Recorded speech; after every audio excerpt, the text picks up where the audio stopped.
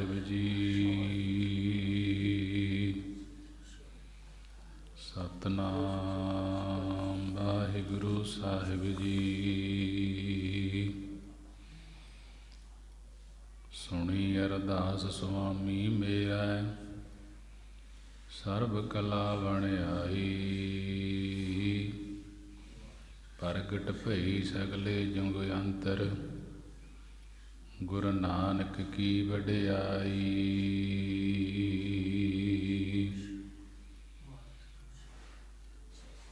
ਡੰਡੌਤ ਵੰਦਨ ਅਨਕ ਵਾਰ, ਸਰਬ ਕਲਾ ਸਮਰੱਥ।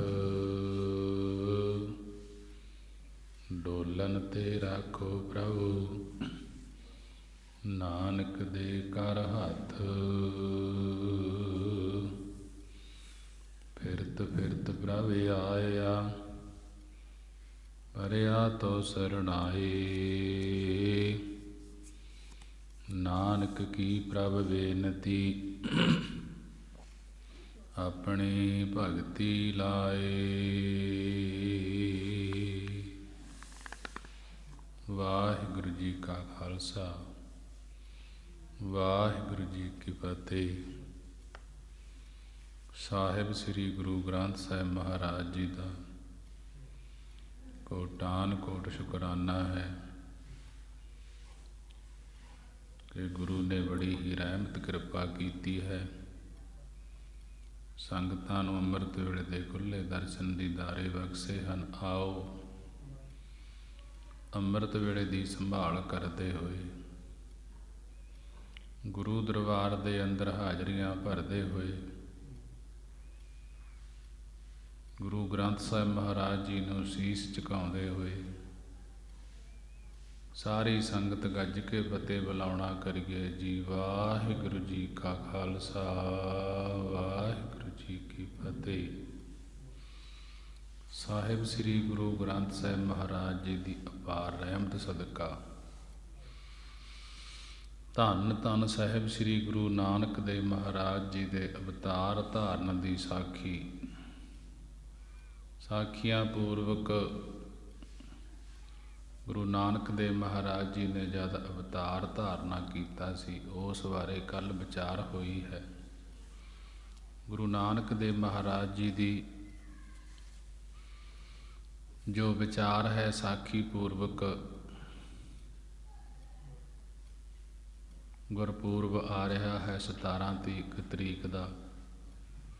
17 ਤਰੀਕ ਤੱਕ ਗੁਰੂ ਨਾਨਕ ਦੇਵ ਮਹਾਰਾਜ ਜੀ ਦੀ ਸਿਫਤ ਸਲਾਹ ਵਡਿਆਈ ਕੀਤੀ ਜਾਏਗੀ। ਕੱਲ੍ਹ ਵਿਚਾਰ ਹੋਈ ਸੀ ਗੁਰੂ ਨਾਨਕ ਦੇਵ ਮਹਾਰਾਜ ਜੀ ਦੀ ਜਨਮ ਸਾਖੀ ਦੀ। ਅੱਜ ਵਿਚਾਰ ਹੋਣੀ ਹੈ ਕਿ ਗੁਰੂ ਨਾਨਕ ਦੇਵ ਮਹਾਰਾਜ ਜੀ ਨੂੰ ਪੜ੍ਹਨੇ ਬਿਠਾਉਣਾ ਕੀਤਾ ਸੀ ਕਿ ਬਾਬਾ ਕਾਲੂ ਜੀ ਬਾਲਕ ਦੀਆਂ ਖੇਡਾਂ ਅਤੇ ਹੱਸਣ ਕੁੱਦਣ ਤੇ ਨਿਰਾਲੇ ਢੰਗ ਵੇਖ ਕੇ ਮਨ ਵਿੱਚ ਬੜਾ ਪ੍ਰਸੰਨ ਹੁੰਦੇ ਸਨ।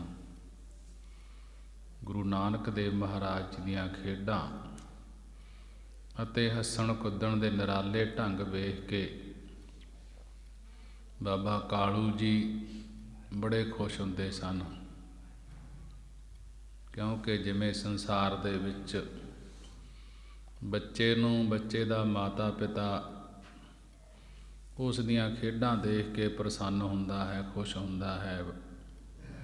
ਬਾਬਾ ਕਾਲੂ ਜੀ ਵੀ ਗੁਰੂ ਨਾਨਕ ਦੇਵ ਮਹਾਰਾਜ ਜੀ ਦੀਆਂ ਖੇਡਾਂ ਦੇਖ ਕੇ, ਹੱਸਦੇ ਕੁੱਦਦੇ ਦੇਖ ਕੇ ਬੜਾ ਪ੍ਰਸੰਨ ਹੁੰਦੇ ਸਨ ਕਿ ਜਦ ਗੁਰੂ ਜੀ 6 ਸਾਲਾਂ ਦੇ ਹੋ ਗਏ ਗੁਰੂ ਨਾਨਕ ਦੇਵ ਮਹਾਰਾਜ ਜੀ, ਤਾਂ ਇੱਕ ਦਿਨ ਕਾਲੂ ਜੀ ਨੇ ਵਿਚਾਰਿਆ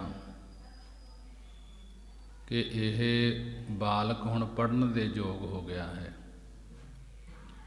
ਲੇਖਾ ਪਤਾ ਸਿਖਾਉਣਾ ਹੀ ਸਾਡਾ ਬਹੁਤ ਕੰਮ ਹੈ। ਕਾਲੂ ਜੀ ਕਹਿਣ ਲੱਗੇ ਕਿ ਜਿਹੜਾ ਲੇਖਾ ਹੈ, ਲੇਖੇ ਬਾਰੇ ਪਤਾ ਸਿਖਾਉਣਾ, ਪੜ੍ਹਾਈ ਕਰਾਉਣੀ, ਇਹ ਬਹੁਤ ਕੰਮ ਹੈ, ਸਾਡਾ ਕੰਮ ਹੈ।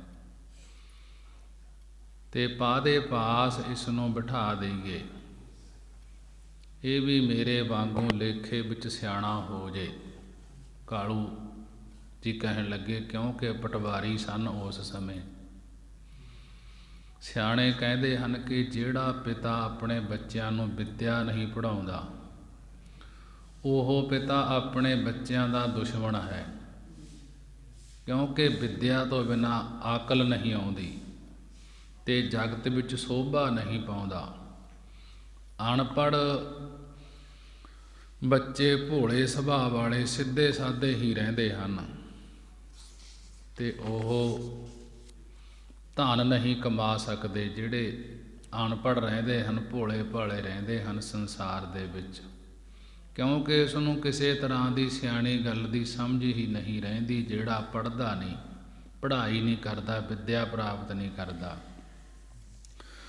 ਇਸ ਤਰ੍ਹਾਂ ਦੀ ਵਿਚਾਰ ਕਰਕੇ ਬਾਬਾ ਕਾਲੂ ਜੀ ਨੇ ਦੂਸਰੇ ਦਿਨ ਸਵੇਰੇ ਹੀ ਗੁਰੂ ਜੀ ਨੂੰ ਪਾਦੇ ਪਾਸ ਪੜ੍ਹਨੇ ਬਿਠਾਉਣ ਵਾਸਤੇ ਤਿਆਰੀ ਕਰ ਲਈ। ਮਹਿਤਾ ਕਾਲੂ ਜੀ ਨੇ ਚੌਲਾਂ ਦੀ ਇੱਕ ਥੈਲੀ ਭਰ ਲਈ। ਜਦੋਂ ਪਾਦੇ ਕੋਲ ਪੜ੍ਹਨ ਬਿਠਾਉਣ ਵਾਸਤੇ ਗਏ, ਤਿਆਰੀ ਕੀਤੀ ਤਾਂ ਇੱਕ ਥੈਲੀ ਭਰ ਲਈ ਚੌਲਾਂ ਦੀ। ਹੱਥ ਵਿੱਚ ਕੁਝ ਸੁਪਾਰੀਆਂ ਲੈ ਲਈਆਂ। ਗੁਰੂ ਜੀ ਨੂੰ ਸੁੰਦਰ ਨਵੇਂ ਕੱਪੜੇ ਪਵਾ ਕੇ ਹੱਥ ਵਿੱਚ ਉਂਗਲੀ ਫੜਾ ਲਈ, ਕਿਉਂਕਿ 6 ਸਾਲ ਦੀ ਉਮਰ ਸੀ। ਹੱਥ ਵਿੱਚ ਉਂਗਲੀ ਫੜਾ ਲਈ ਤੇ ਨਾਲ ਲੈ ਕੇ ਪਾਦੇ ਪਾਸ ਲੈ ਗਏ। ਗੁਰੂ ਨਾਨਕ ਦੇਵ ਮਹਾਰਾਜ ਜੀ ਨੂੰ 6 ਸਾਲ ਦੀ ਉਮਰ ਹੈ। ਕਾਲੂ ਜੀ ਨੇ ਪਾਦੇ ਨੂੰ ਕਿਹਾ, ਪਾਦਾ ਜੀ, ਸਾਡੇ ਇਸ ਪੁੱਤਰ ਨੂੰ ਤੁਸਾਂ ਬੜੇ ਪ੍ਰੇਮ ਨਾਲ ਪੜ੍ਹਾਉਣਾ ਹੈ। ਜਦ ਇਹ ਲੇਖੇ ਦੇ ਲੇਖਣ ਪੜ੍ਹਨ ਵਿੱਚ ਗੁਣਵਾਨ ਹੋ ਜਾਵੇਗਾ ਤਾਂ ਮੈਂ ਤੁਹਾਡੀ ਸੇਵਾ ਕਰਾਂਗਾ। 1-2 ਸਾਲਾਂ ਵਿੱਚ ਹੀ ਇਸ ਨੂੰ ਤਾਕ ਕਰ ਦਿਓ, ਇਸ ਨੂੰ ਪੜ੍ਹਨ ਦੇ ਵਿੱਚ ਹੁਸ਼ਿਆਰ ਕਰ ਦਿਓ।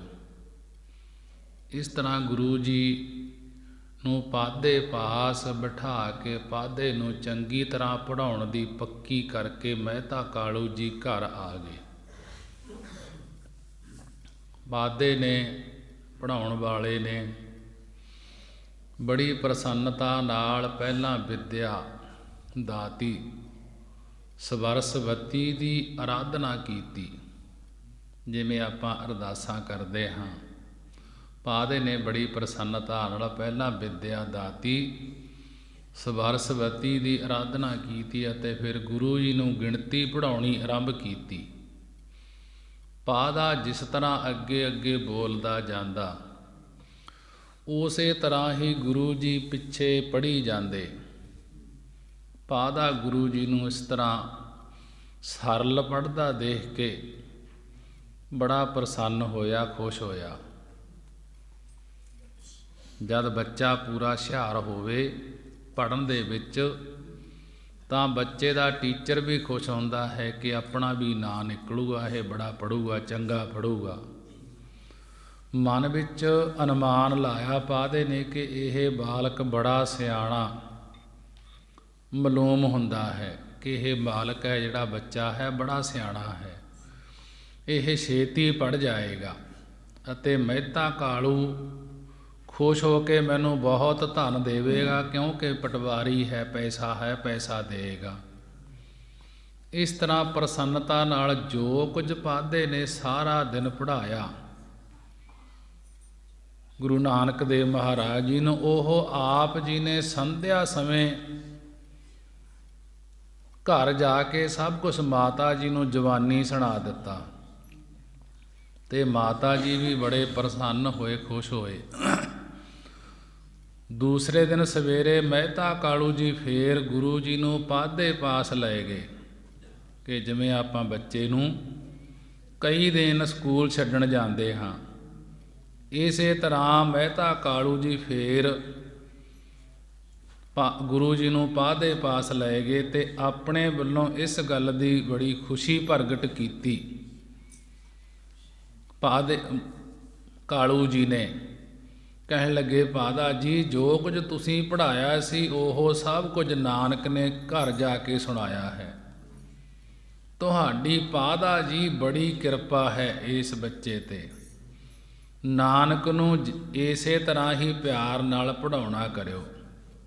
ਮਹਿਤਾ ਕਾਲੂ ਜੀ ਦੀ ਗੱਲ ਸੁਣ ਕੇ ਪਾਦਾ ਵੀ ਖੁਸ਼ੀ ਨਾਲ ਦੂਣ ਸਵਾਇਆ ਹੋ ਗਿਆ ਕਿ ਮੈਂ ਬੜਾ ਪੜ੍ਹਾਇਆ, ਮੇਰੀ ਬੜੀ ਇਹਨਾਂ ਨੇ ਵਡਿਆਈ ਕੀਤੀ। ਪਰ ਅੰਦਰਲੀ ਗੱਲ ਨੂੰ ਨਹੀਂ ਜਾਣਦਾ ਸੀ। ਜਦ ਮਹਿਤਾ ਕਾਲੂ ਜੀ ਆਪ ਜੀ ਨੂੰ ਪਾਦੇ ਪਾਸ ਬਿਠਾ ਕੇ ਘਰ ਨੂੰ ਚਲੇ ਗਏ ਤਾਂ ਪਾਦੇ ਨੇ ਬੜੇ ਪਿਆਰ ਨਾਲ ਕਿਹਾ ਕਿ ਕੱਲ੍ਹ ਜੋ ਕੁਝ ਪੜ੍ਹਿਆ ਸੀ ਪਹਿਲਾਂ ਉਹ ਸੁਣਾਓ। ਗੁਰੂ ਨਾਨਕ ਦੇਵ ਜੀ ਨੂੰ ਪਾਦੇ ਨੇ ਬੜੇ ਪਿਆਰ ਨਾਲ ਕਿਹਾ ਕਿ ਨਾਨਕ ਕੱਲ੍ਹ ਜੋ ਕੁਝ ਪੜ੍ਹਿਆ ਸੀ ਪਹਿਲਾਂ ਉਹ ਸੁਣਾਓ, ਫੇਰ ਅੱਗੇ ਹੋਰ ਪੜ੍ਹਾਂਗੇ। ਪਾਦੇ ਨੇ ਭਾਵੇਂ ਇਹ ਗੱਲ ਗੁਰੂ ਜੀ ਨੂੰ ਬਾਰ-ਬਾਰ ਆਖੀ ਕਿ ਕੱਲ੍ਹ ਵਾਲਾ ਪੜ੍ਹਿਆ ਹੋਇਆ ਲੇਖਾ ਸੁਣਾਓ, ਪਰ ਗੁਰੂ ਜੀ ਚੁੱਪ ਰਹੇ। ਪਾਦਾ ਬੜਾ ਹੈਰਾਨ ਹੋ ਕੇ ਕਹਿਣ ਲੱਗਿਆ ਕਿ ਕਾਕਾ ਤੂੰ ਅੱਜ ਪੜ੍ਹਦਾ ਕਿਉਂ ਨਹੀਂ। ਗੁਰੂ ਨਾਨਕ ਦੇਵ ਮਹਾਰਾਜ ਜੀ ਨੂੰ ਪਾਦਾ ਕਹਿਣ ਲੱਗਿਆ ਕਿ ਕਾਕਾ ਤੂੰ ਅੱਜ ਪੜ੍ਹਦਾ ਕਿਉਂ ਨਹੀਂ। ਜਿਸ ਤਰ੍ਹਾਂ ਕੱਲ੍ਹ ਤੂੰ ਬੜੀ ਚੰਗੀ ਤਰ੍ਹਾਂ ਪੜ੍ਹਿਆ ਸੀ, ਅੱਜ ਵੀ ਉਸੇ ਤਰ੍ਹਾਂ ਪੜ੍ਹ। ਇਹ ਪੜ੍ਹਨਾ ਕਰ, ਜਦੋਂ ਤੂੰ ਵੱਡਾ ਹੋਵੇਂਗਾ ਤਾਂ ਤੇਰੇ ਇਹ ਕੰਮ ਆਏਗਾ ਪੜ੍ਹਿਆ ਹੋਇਆ। ਹੁਣ ਜੇ ਤੂੰ ਨਹੀਂ ਪੜ੍ਹੇਗਾ ਤਾਂ ਤੈਨੂੰ ਸੋਟੀਆਂ ਦੀ ਮਾਰ ਪਵੇਗੀ। ਪਾਦੇ ਦੀਆਂ ਇਹ ਗੱਲਾਂ ਸੁਣ ਕੇ ਗੁਰੂ ਜੀ ਨੇ ਪੁੱਛਿਆ ਕਿ ਪਾਦਾ ਜੀ ਤੁਸੀਂ ਆਪ ਕੀ ਪੜ੍ਹੇ ਹੋ, ਮੈਨੂੰ ਆਪਣੇ ਵਰਗਾ ਹੀ ਕਰੋਗੇ ਜਾਂ ਕੁਝ ਚੰਗਾ ਕਰੋਗੇ। ਪਾਦਾ ਜੀ ਇਹ ਦੱਸੋ ਕਿ ਬੁੱਧੀਮਾਨਾਂ ਲਈ ਕਿਹੜਾ ਲੇਖਾ ਚੰਗਾ ਹੁੰਦਾ ਹੈ। ਜਿਹੜੇ ਬੁੱਧੀਮਾਨ ਹੁੰਦੇ ਹਨ ਉਹਨਾਂ ਵਾਸਤੇ ਕਿਹੜੀ ਪੜ੍ਹਾਈ ਚੰਗੀ ਹੈ। ਤੁਸੀਂ ਆਪਣੇ ਮਨ ਨੂੰ ਪੁੱਛ ਕੇ ਪਹਿਲਾਂ ਮੇਰੀ ਇਸ ਗੱਲ ਦਾ ਉੱਤਰ ਦਿਓ। ਪਾਦੇ ਨੂੰ ਗੁਰੂ ਨਾਨਕ ਦੇਵ ਮਹਾਰਾਜ ਜੀ ਨੇ ਆਖਿਆ ਤੇ ਫਿਰ ਤੁਸੀਂ ਮੈਨੂੰ ਅੱਗੇ ਹੋਰ ਪੜ੍ਹਾਉਣਾ ਕਰਿਓ। ਗੁਰੂ ਜੀ ਦਾ ਇਹ ਪ੍ਰਸ਼ਨ ਸੁਣ ਕੇ ਪਾਦਾ ਬੜਾ ਹੈਰਾਨ ਹੋ ਕੇ ਬੋਲਿਆ ਕਿ ਮੈਂ ਸਾਰੇ ਡਿਉੜ ਸਵਾਈਆਂ ਢੌਂਚੇ ਐਟੇ ਅਤੇ ਜ਼ਮੀਨ ਦੀ ਗਿਣਤੀ ਤੇ ਲੱਕੜ ਦੀ ਮਿਣਤੀ ਦੇ ਹਿਸਾਬ ਜਾਣਦਾ ਹਾਂ। ਪਾਦਾ ਬੋਲਿਆ, ਗੁਰੂ ਨਾਨਕ ਦੇਵ ਜੀ ਨੂੰ ਕਹਿਣ ਲੱਗਿਆ ਕਿ ਮੈਂ ਸਾਰੇ ਡਿਉੜ ਸਵਾਈਆਂ, ਜਿਹਨੂੰ ਡੂਢੀ ਸਵਾਈ ਕਹਿੰਦੇ ਹਨ, ਕਿ ਮੈਂ ਸਾਰੀਆਂ ਉਹ ਪੜ੍ਹਿਆ ਹਾਂ। ਢੌਂਚੇ ਐਂਟੇ ਅਤੇ ਜ਼ਮੀਨ ਦੀ ਗਿਣਤੀ ਤੇ ਲੱਕੜ ਦੀ ਮਿਣਤੀ ਦੇ ਹਿਸਾਬ ਜਾਣਦਾ ਹਾਂ। ਤੁਹਾਡਾ ਪਟਵਾਰ ਦਾ ਇਹੀ ਕੰਮ ਹੈ, ਜਿਹੜਾ ਮੈਂ ਜਾਣਦਾ ਹਾਂ ਉਹੀ ਤੁਹਾਨੂੰ ਪੜ੍ਹਾ ਦੇਵਾਂਗਾ, ਜਿਸ ਕਾਰਨ ਤੁਹਾਡੀ ਰੋਜੀ ਲੱਗੀ ਰਹੇਗੀ। ਤੂੰ ਚਿੱਤ ਲਾ ਕੇ ਕਿਉਂ ਨਹੀਂ ਪੜ੍ਹਦਾ। ਗੁਰੂ ਨਾਨਕ ਦੇਵ ਮਹਾਰਾਜ ਜੀ ਨੂੰ ਪਾਦਾ ਕਹਿਣ ਲੱਗਿਆ। ਗੁਰੂ ਜੀ ਨੇ ਕਿਹਾ, ਪਾਦਾ ਜੀ ਸੁਣੋ, ਇਹਨਾਂ ਗੱਲਾਂ ਕਰਕੇ ਜੀਵ ਨੂੰ ਅਨੇਕਾਂ ਬੰਧਨ ਪਏ ਹੋਏ ਹਨ। ਜਿਹੜੀਆਂ ਤੁਸੀਂ ਡੂਢੀਆਂ ਸਵਾਈਆਂ, ਢੌਂਚੇ ਐਂਟੇ ਅਤੇ ਜ਼ਮੀਨ ਦੀ ਗਿਣਤੀ ਮਿਣਤੀ ਦਾ ਹਿਸਾਬ ਜਾਣਦੇ ਹੋ, ਕਿ ਇਹਨਾਂ ਗੱਲਾਂ ਕਰਕੇ ਜੀਵਾਂ ਨੂੰ ਅਨੇਕਾਂ ਬੰਧਨ ਪਏ ਹੋਏ ਹਨ। ਅੰਤ ਨੂੰ ਇਹ ਲੇਖੇ ਕੰਮ ਨਹੀਂ ਆਉਂਦੇ ਅਤੇ ਦਰਗਾਹ ਵਿੱਚ ਜਾ ਕੇ ਫੇਰ ਪਛਤਾਉਣਾ ਪੈਂਦਾ ਹੈ। ਅੰਤ ਨੂੰ ਜੇ ਤੁਸੀਂ ਜਮਾਂ ਦੇ ਲੇਖੇ ਤੋਂ ਛੁਟਕਾਰਾ ਚਾਹੁੰਦੇ ਹੋ ਤਾਂ ਇਹ ਲੇਖਾ ਜਿਹੜਾ ਮੈਂ ਤੁਹਾਨੂੰ ਦੱਸਦਾ ਹਾਂ ਪੜ੍ਹੋ ਤੇ ਵਿਚਾਰ ਕਰੋ ਕਿ ਇਹ ਲੇਖਾ ਪੜ੍ਹਨਾ ਕਰੋ ਜਿਹੜਾ ਮੈਂ ਦੱਸਦਾ। ਗੁਰੂ ਨਾਨਕ ਦੇਵ ਜੀ ਪਾਦੇ ਨੂੰ ਕਹਿਣ ਲੱਗੇ।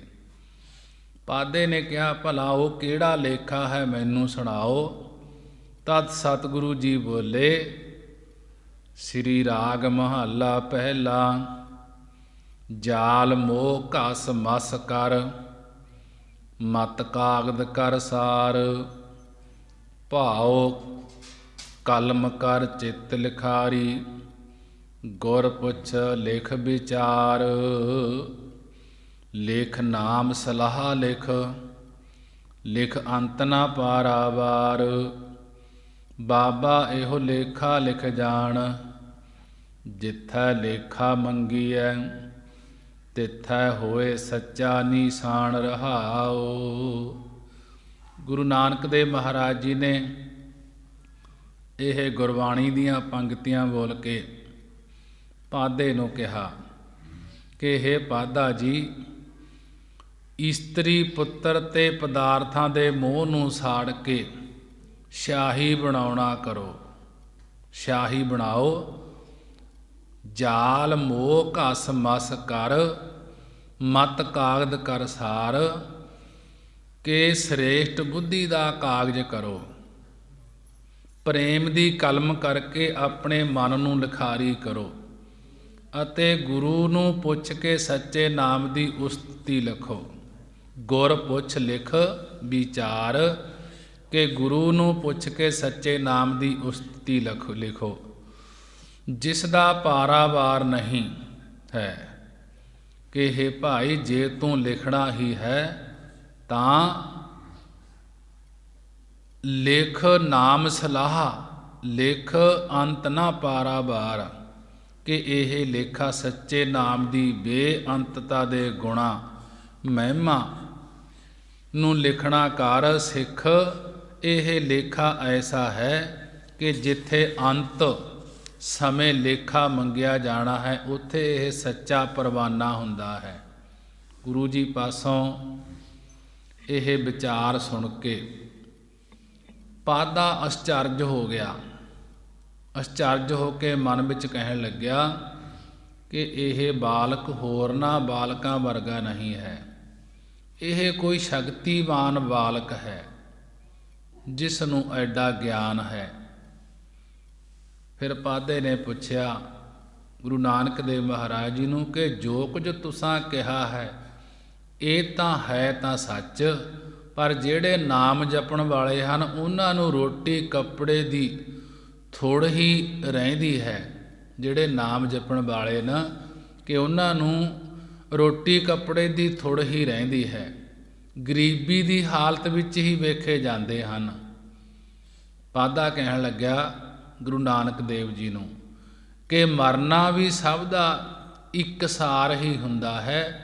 ਇਹਨਾਂ ਗੱਲਾਂ ਨੂੰ ਵੇਖ ਕੇ ਮੇਰੇ ਮਨ ਵਿੱਚ ਨਾਮ ਦੀ ਸਰਧਾ ਨਹੀਂ ਰਹੀ। ਪਾਧੇ ਦੇ ਇਹ ਵਿਚਾਰ ਸੁਣ ਕੇ ਗੁਰੂ ਨਾਨਕ ਦੇਵ ਮਹਾਰਾਜ ਜੀ ਨੇ ਦੂਜਾ ਸ਼ਬਦ ਉਚਾਰਨ ਕੀਤਾ। ਜਦੋਂ ਪਾਧੇ ਨੇ ਕਿਹਾ ਕਿ ਜਿਹੜੇ ਨਾਮ ਜਪਣ ਵਾਲੇ ਹਨ ਉਹਨਾਂ ਨੂੰ ਰੋਟੀ ਕੱਪੜੇ ਦੀ ਥੋੜ੍ਹੀ ਰਹਿੰਦੀ ਹੈ, ਗਰੀਬੀ ਦੀ ਹਾਲਤ ਵਿੱਚ ਵੇਖੇ ਜਾਂਦੇ ਹਨ, ਮਰਨਾ ਵੀ ਸਭ ਦਾ ਇੱਕਸਾਰ ਹੀ ਹੁੰਦਾ ਹੈ, ਤਾਂ ਗੁਰੂ ਨਾਨਕ ਦੇਵ ਮਹਾਰਾਜ ਜੀ ਨੇ ਇਸੇ ਸ਼ਬਦ ਦੇ ਨਾਲ ਦੂਸਰਾ ਪਦਾ ਉਚਾਰਨ ਕੀਤਾ। ਕਹਿਣ ਲੱਗੇ ਜਿੱਥੇ ਮਿਲਹੇ ਵਡਿਆਈਆਂ ਸਦ ਖੁਸ਼ੀਆਂ ਸਦ ਚਾਓ, ਤਿੰਨ ਮੁਖ ਟਿੱਕੇ ਨਿਕਲਹੇ ਜਿਨ ਮਨ ਸੱਚਾ ਨਾਓ, ਕਰਮ ਮਿਲੈ ਤਾਂ ਪਾਈਐ ਨਾਹੀ ਗੱਲੀ ਬਾਓ ਦੁਆਓ। ਕਹਿਣ ਲੱਗੇ ਪਾਧਾ ਜੀ, ਇਹ ਗੱਲ ਨਾ ਵਿਚਾਰੋ ਕਿ ਜਿਸ ਤਰ੍ਹਾਂ ਅਗਿਆਨੀ ਲੋਕ ਮਰਦੇ ਹਨ ਉਸੇ ਤਰ੍ਹਾਂ ਹੀ ਗਿਆਨੀ ਮਰਦੇ ਹਨ। ਗਿਆਨੀਆਂ ਦਾ ਤੇ ਅਗਿਆਨੀਆਂ ਦਾ ਮਰਨਾ ਵੱਖਰਾ ਵੱਖਰਾ ਹੈ, ਕਿਉਂਕਿ ਅਗਿਆਨੀ ਪੁਰਸ਼ ਜੋ ਮਰਦੇ ਹਨ ਉਹ ਸ਼ੋਕ ਤੇ ਚਿੰਤਾ ਨਾਲ ਕਈ ਪ੍ਰਕਾਰ ਦੀਆਂ ਵਾਸਨਾ ਲੈ ਕੇ ਮਰਦੇ ਹਨ, ਜਿਸ ਕਰਕੇ ਉਹਨਾਂ ਨੂੰ ਮੁੜ ਮੁੜ ਜਨਮ ਧਾਰਨਾ ਪੈਂਦਾ ਹੈ। ਪਰ ਜਿਹੜੇ ਨਾਮ ਜਪਦੇ ਹਨ ਉਹਨਾਂ ਦੇ ਮਨ ਵਿੱਚ ਜਮਾਂ ਦਾ ਡਰ ਨਹੀਂ ਹੁੰਦਾ। ਉਹ ਪਰਮਾਤਮਾ ਨੂੰ ਆਪਣੇ ਅੰਗ ਸੰਗ ਦੇਖਦੇ ਹਨ, ਸਦਾ ਖੁਸ਼ੀ ਰਹਿੰਦੇ ਹਨ। ਜਦ ਉਹ ਮਰਦੇ ਹਨ ਤਾਂ ਉਹਨਾਂ ਦੇ ਅੱਗੇ ਦਰਗਾਹ ਵਿੱਚ ਮਾਨ ਵਡਿਆਈਆਂ ਮਿਲਦੀਆਂ ਹਨ ਅਤੇ ਉਹ ਜਸ ਰੂਪੀ ਟਿੱਕੇ ਮੱਥੇ ਉੱਤੇ ਲੱਗਦੇ ਹਨ ਉਹਨਾਂ ਦੇ। ਜਿਸ ਉੱਤੇ ਪਰਮੇਸ਼ਰ ਦੀ ਬਹੁਤ ਕਿਰਪਾ ਹੋਵੇ ਉਹ ਨਾਮ ਜਪਦਾ ਹੈ। ਨਾਮ ਤੋਂ ਬਿਨਾਂ ਹੋਰ ਸਾਰੀਆਂ ਮੂੰਹ ਦੀਆਂ ਗੱਲਾਂ ਬਾਓ ਦੁਆਓ ਕਿ ਮੂੰਹ ਦੀਆਂ ਗੱਲਾਂ ਹਵਾ ਵਾਂਗੂ ਨਿਕੰਮੀਆਂ ਹੀ ਹਨ। ਸਤਿਗੁਰੂ ਜੀ ਦੀਆਂ ਐਸੀਆਂ ਸੁੰਦਰ ਗੱਲਾਂ ਸੁਣ ਕੇ ਪਾਧਾ ਇਸ ਤਰ੍ਹਾਂ ਮਗਨ ਹੋ ਗਿਆ ਜਿਵੇਂ ਸੱਪ ਬੀਨ ਉੱਤੇ ਮਸਤ ਹੋ ਜਾਂਦਾ ਹੈ। ਫਿਰ ਪਾਧੇ ਨੇ ਪੁੱਛਿਆ ਗੁਰੂ ਨਾਨਕ ਦੇਵ ਮਹਾਰਾਜ ਜੀ ਨੂੰ, ਕਹਿਣ ਲੱਗੇ, ਮਹਾਰਾਜ ਜੀ, ਜੋ ਸਾਰੀ ਉਮਰ ਰੰਗ ਤਮਾਸ਼ਿਆਂ ਵਿੱਚ ਬਤੀਤ ਕਰ ਦਿੰਦੇ ਹਨ, ਕਦੇ ਜੋ ਰੰਗ ਤਮਾਸ਼ਿਆਂ ਵਿੱਚ ਸਾਰੀ ਉਮਰ ਬਤੀਤ ਕਰ ਦਿੰਦੇ ਹਨ ਅਤੇ ਕਦੀ ਨਾਮ ਨਹੀਂ ਜਪਦੇ, ਉਹਨਾਂ ਦਾ ਫਿਰ ਕੀ ਹਾਲ ਹੋਵੇਗਾ? ਮੇਰਾ ਇਹ ਸੰਦੇਹ ਦੂਰ ਕਰੋ, ਮੇਰਾ ਸੰਸਾ ਦੂਰ ਕਰੋ। ਪਾਦੇ ਪਾਸੋਂ ਇਹ ਸੁਣ ਕੇ ਸਤਿਗੁਰੂ ਗੁਰੂ ਨਾਨਕ ਦੇਵ ਮਹਾਰਾਜ ਜੀ ਨੇ ਤੀਜਾ ਪਦਾ ਉਚਾਰਨ ਕੀਤਾ। ਤੀਜੇ ਪਦੇ ਦੇ ਵਿੱਚ ਪਾਦੇ ਨੂੰ ਕਹਿਣ ਲੱਗੇ, ਇੱਕ ਆਵਹਿ ਇੱਕ ਜਾਹੇ ਉੱਠ, ਰੱਖੀਐ ਨਾਮ ਸਲਾਰ, ਇੱਕ ਉਪਾਏ ਮੰਗਤੇ, ਇੱਕ ਨਾ ਵੱਡੇ ਦਰਬਾਰ, ਅੱਗੇ ਗਿਆ ਜਾਣੀਐ, ਬਿਨ ਨਾਵੈ ਬੇਕਾਰ। ਗੁਰੂ ਨਾਨਕ ਦੇਵ ਮਹਾਰਾਜ ਜੀ ਕਹਿਣ ਲੱਗੇ, ਇੱਕ ਆਵੇ ਇੱਕ ਜਾਹੇ ਉੱਠ, ਰੱਖੀਐ ਨਾਮ ਸਲਾਰ, ਇੱਕ ਉਪਾਏ ਮੰਗਤੇ, ਇੱਕ ਨਾ ਵੱਡੇ ਦਰਬਾਰ, ਅੱਗੇ ਗਿਆ ਜਾਣੀਐ, ਬਿਨ ਨਾਵੈ ਬੇਕਾਰ। ਕਹਿਣ ਲੱਗੇ, ਪਾਦਾ ਜੀ, ਇਹ ਜੋ ਆਉਂਦੇ ਜਾਂਦੇ ਹਨ, ਇਹ ਪਿਛਲੇ ਕਰਮਾਂ ਦੇ ਫਲ ਭੋਗਣ ਵਾਸਤੇ ਆਉਂਦੇ ਹਨ। ਕਰਮਾਂ ਕਰਕੇ ਕਈ ਪਾਤਸ਼ਾਹ ਹੋ ਜਾਂਦੇ ਹਨ ਤੇ ਕਈ ਮੰਗਤੇ, ਪਰ ਅੱਗੇ ਦਰਗਾਹ ਵਿੱਚ ਜਾ ਕੇ ਪਤਾ ਲੱਗਦਾ ਹੈ ਕਿ ਜਿਨ੍ਹਾਂ ਨੇ ਨਾਮ ਨਹੀਂ ਜਪਿਆ, ਜਿਨ੍ਹਾਂ ਨੇ ਨਾਮ ਨਹੀਂ ਜਪਿਆ ਹੁੰਦਾ, ਉਹਨਾਂ ਨੂੰ ਕਿੰਨੀਆਂ ਸਜ਼ਾਵਾਂ ਮਿਲਦੀਆਂ ਹਨ। ਨਾਮ ਤੋਂ ਬਿਨਾ ਬਿਨ ਨਾਵੈ ਬੇਕਾਰ, ਕਿ ਨਾਮ ਤੋਂ ਬਿਨਾ ਸਭ ਕੰਮ ਬੇਕਾਰ ਬੇਅਰਥ ਹੁੰਦੇ ਹਨ। ਆਪ ਜੀ ਦੇ ਇਹ ਬਚਨ ਸੁਣ ਕੇ ਗੁਰੂ ਨਾਨਕ ਦੇਵ ਮਹਾਰਾਜ ਜੀ ਦੇ ਪਾਦੇ ਨੇ ਆਖਿਆ, ਗੁਰੂ ਜੀ, ਮੈਂ ਜਾਣ ਲਿਆ ਹੈ ਕਿ ਆਪ ਸ਼ਕਤੀਵਾਨ ਹੋ, ਤੁਹਾਡੇ ਬਚਨ ਕਲਿਆਣ ਕਰਨ ਵਾਲੇ ਹਨ। ਕਿਰਪਾ ਕਰਕੇ ਮੇਰੇ ਮਨ ਦਾ ਇੱਕ ਹੋਰ ਸ਼ੰਕਾ ਨਿਵਰਤ ਕਰੋ। ਜਿਹੜੇ ਲੋਕ ਮੋਹ ਵਿੱਚ ਫਸ ਕੇ ਨਾਮ ਨੂੰ ਕਦੀ ਭੁੱਲ ਕੇ ਵੀ ਨਹੀਂ ਜਪਦੇ, ਉਹਨਾਂ ਨੂੰ ਮਾਲਕ ਦਾ ਡਰ ਕਿਉਂ ਨਹੀਂ ਹੁੰਦਾ ਕਿ ਉਹ ਨਾਮ ਜਪਣ?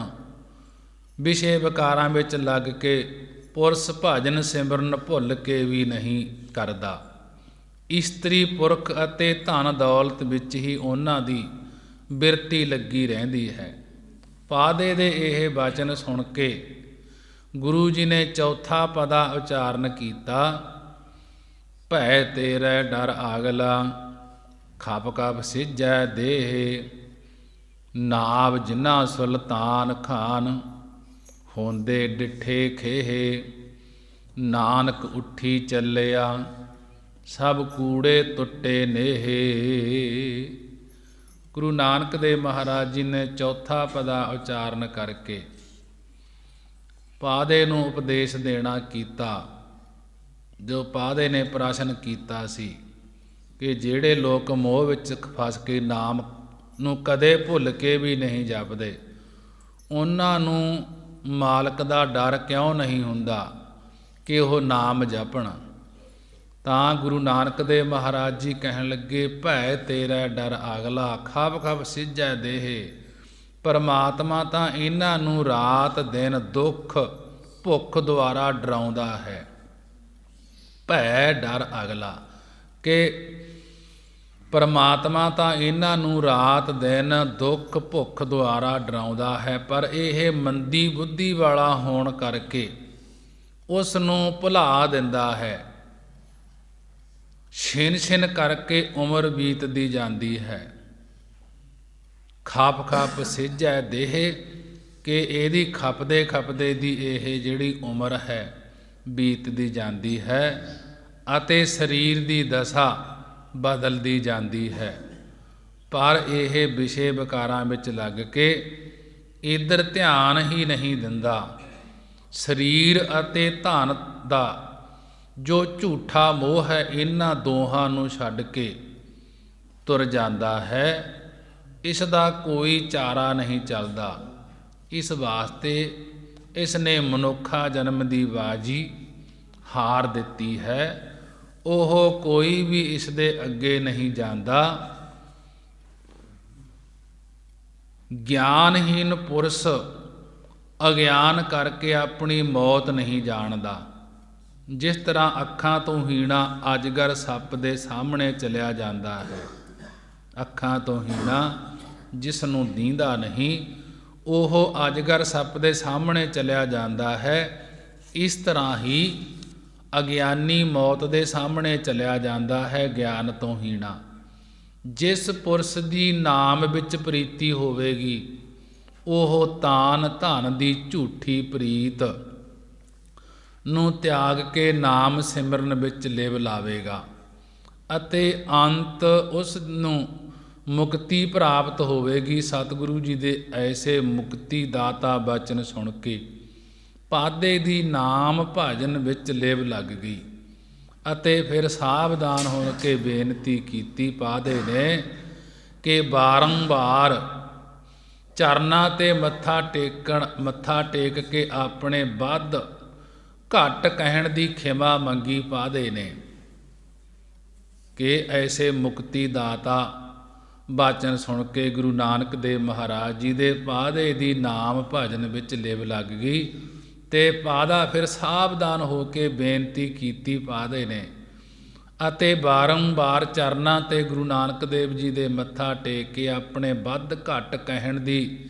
ਖਿਮਾ ਮੰਗੀ ਕਿ ਮੈਥੋਂ ਵੱਧ ਘੱਟ ਕੁਛ ਕਿਹਾ ਗਿਆ ਹੋਵੇਗਾ, ਮਹਾਰਾਜ ਮੈਨੂੰ ਖਿਮਾ ਕਰੋ। ਅੱਗੇ ਭਾਈ ਬਾਲੇ ਨੇ ਫੇਰ ਕਿਹਾ ਗੁਰੂ ਅੰਗਦ ਦੇਵ ਮਹਾਰਾਜ ਜੀ ਨੂੰ ਕਿ ਇਸ ਤਰ੍ਹਾਂ ਗੋਪਾਲ ਪਾਦੇ ਨੂੰ ਉਪਦੇਸ਼ ਦੁਆਰਾ ਨਿਹਾਲ ਕਰਕੇ ਜਦ ਸਤਿਗੁਰੂ ਜੀ ਸੁਭਾਵਕ ਹੀ ਸੰਧਿਆ ਤੋਂ ਪਹਿਲਾਂ ਹੀ ਘਰ ਆ ਗਏ ਤਾਂ ਮਾਤਾ ਤ੍ਰਿਪਤਾ ਜੀ ਨੇ ਪੁੱਛਿਆ, ਪੁੱਤਰ ਅੱਜ ਸਵੇਰੇ ਹੀ ਘਰ ਆ ਗਏ ਹੋ, ਮਨ ਲਾ ਕੇ ਪੜ੍ਹਿਆ ਕਰੋ। ਵਿਚਾਰ ਇੰਨੀ ਕੁ ਗੱਲਾਂ ਕਰਕੇ ਗੁਰੂ ਨਾਨਕ ਦੇਵ ਜੀ ਪਾਦੇ ਕੋਲੋਂ ਪੜ੍ਹਦੇ ਪੜ੍ਹਦੇ ਛੇਤੀ ਹੀ ਆ ਗਏ। ਤਾਂ ਮਾਤਾ ਜੀ ਨੇ ਕਿਹਾ ਕਿ ਮਨ ਲਾ ਕੇ ਪੜ੍ਹਿਆ ਕਰੋ, ਨਹੀਂ ਤਾਂ ਤੇਰੇ ਪਿਤਾ ਜੀ ਗੁੱਸੇ ਹੋ ਜਾਣਗੇ। ਖੇਡਣ ਵਿੱਚ ਸਮਾਂ ਨਾ ਬਿਤਾਇਆ ਕਰੋ ਅਤੇ ਪਾਠਸ਼ਾਲਾ ਤੋਂ ਛੁੱਟੀ ਮਿਲਣ ਤੋਂ ਪਹਿਲਾਂ ਘਰ ਨਾ ਆਇਆ ਕਰੋ, ਅੱਜ ਪਹਿਲਾਂ ਹੀ ਆ ਗਏ ਹੋ। ਮਾਤਾ ਜੀ ਦੇ ਇਹ ਬਚਨ ਸੁਣ ਕੇ ਗੁਰੂ ਜੀ ਨੇ ਅੱਖਾਂ ਨੀਵੀਆਂ ਕਰ ਲਈਆਂ ਅਤੇ ਬੱਚਿਆਂ ਵਾਂਗੂ ਧਰਤੀ ਖੋਤਰਨ ਲੱਗ ਗਏ, ਧਰਤੀ ਖੁਰਨ ਲੱਗ ਗਏ। ਮਾਤਾ ਜੀ ਨੇ ਪਿਆਰ ਕਰਕੇ ਕਿਹਾ, ਚਿੱਤ ਲਾ ਕੇ ਪੜ੍ਹਿਆ ਕਰੋ, ਹੋਰ ਸੋਹਣੇ ਸੋਹਣੇ ਗਹਿਣੇ ਕਢਵਾ ਦਿਆਂਗੀ ਅਤੇ ਸੋਹਣੇ ਕੱਪੜੇ ਵੀ ਸਵਾ ਦਿਆਂਗੀ। ਹੁਣ ਜੇ ਇਸ ਉਮਰ ਵਿੱਚ ਗਹੁ ਕਰਕੇ ਪੜ੍ਹ ਲਵੋਗੇ ਤਾਂ ਅੱਗੇ ਸਿਆਣੇ ਹੋ ਕੇ ਤੇਰੇ ਕੰਮ ਆਵੇਗੀ। ਜਦੋਂ ਅੱਗੇ ਸਿਆਣੇ ਹੋ ਜਾਓਗੇ। ਜਦ ਸੰਧਿਆ ਹੋਈ ਮਹਿਤਾ ਕਾਲੂ ਜੀ ਆਏ ਤਾਂ ਉਹਨਾਂ ਦੇ ਪਿਆਰ ਨਾਲ ਗੁਰੂ ਜੀ ਨੂੰ ਗੁਰੂ ਜੀ ਨੂੰ ਗਲ ਨਾਲ ਲਾਇਆ ਤੇ ਪਲੰਗ ਤੇ ਬੈਠ ਕੇ ਆਖਿਆ ਕਿ ਅੱਜ ਜੋ ਪੜ੍ਹਿਆ ਹੈ ਪੁੱਤਰ ਉਹ ਮੈਨੂੰ ਸੁਣਾਓ। ਪਾਦਾ ਤੈਨੂੰ ਕਿਸ ਤਰ੍ਹਾਂ ਚੰਗਾ ਪੜ੍ਹਾਉਂਦਾ ਹੈ ਕਿ ਮੈਨੂੰ ਪੜ੍ਹ ਕੇ ਸੁਣਾਓ। ਪਿਤਾ ਜੀ ਦੇ ਇਹ ਪਿਆਰ ਭਰੇ ਬਚਨ ਸੁਣ ਕੇ ਗੁਰੂ ਜੀ ਨੇ ਕੁਝ ਪਹਾੜੇ ਪੜ੍ਹ ਕੇ ਸੁਣਾਏ।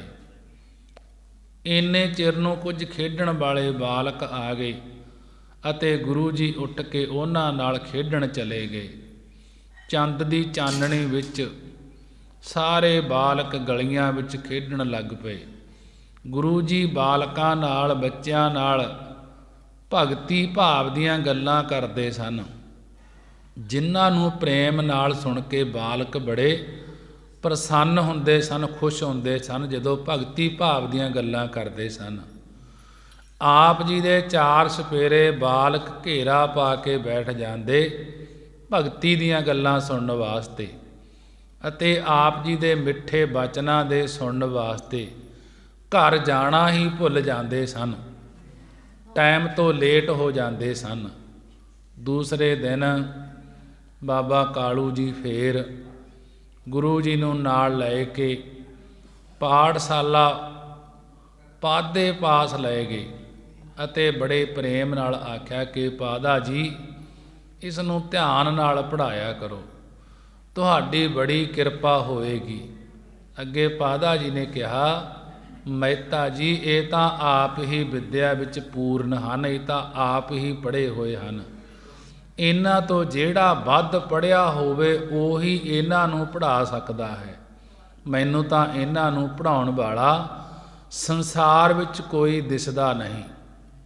ਮਹਿਤਾ ਜੀ, ਇਸ ਪੁੱਤਰ ਨੂੰ ਪੁੱਤਰ ਨਾ ਸਮਝਣਾ, ਇਹ ਤਾਂ ਕੋਈ ਅਵਤਾਰ ਹੈ ਜੋ ਪੜ੍ਹੇ ਤੋਂ ਬਿਨਾਂ ਹੀ ਪੜ੍ਹਿਆ ਹੋਇਆ ਹੈ ਅਤੇ ਸਾਰਿਆਂ ਨੂੰ ਪੜ੍ਹਾਉਣ ਦੇ ਸਮਰੱਥ ਹੈ।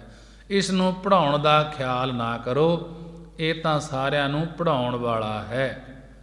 ਪਾਦੇ ਪਾਸੋਂ ਆਪਣੇ ਪੁੱਤਰ ਦੀ ਉਪਮਾ ਸੁਣ ਕੇ ਮਹਿਤਾ ਕਾਲੂ ਜੀ ਬੜੇ ਪ੍ਰਸੰਨ ਚਿੱਤ ਘਰ ਆ ਗਏ ਅਤੇ ਆਪਣੇ ਕਾਰ ਵਿਹਾਰ ਵਿੱਚ ਲੱਗ ਗਏ। ਗੁਰੂ ਜੀ ਬਾਲਕਾਂ ਨਾਲ ਮਿਲ ਕੇ ਜਿੱਥੇ ਇੱਛਾ ਹੋਵੇ ਖੇਡਣ ਚਲੇ ਜਾਂਦੇ।